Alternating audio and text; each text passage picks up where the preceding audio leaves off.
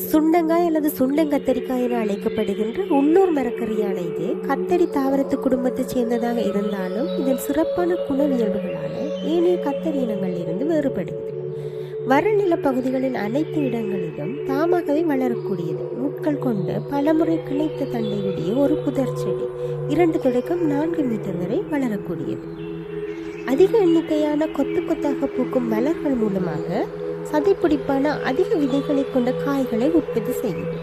நோய் தாக்கம் மிக மிக குறைவாக இருக்கிறதாலையும் வறட்சியான காலநிலையை தாங்கி வாழ்ற தன்மையாலையும் பல வருடங்கள் நின்று நிலைத்து பயன் தரக்கூடியது. இதன் காய்களில் புரதம், நார்ச்சத்து, மாச்சத்து, நிரம்பாத கொழுப்பு என்பவற்றோட சோடியம், பொட்டாசியம், மெக்னீசியம், கால்சியம், இரும்பு, நாகம், செப்பு போன்ற நுண்கனிம சத்துக்களும் காணப்படுது.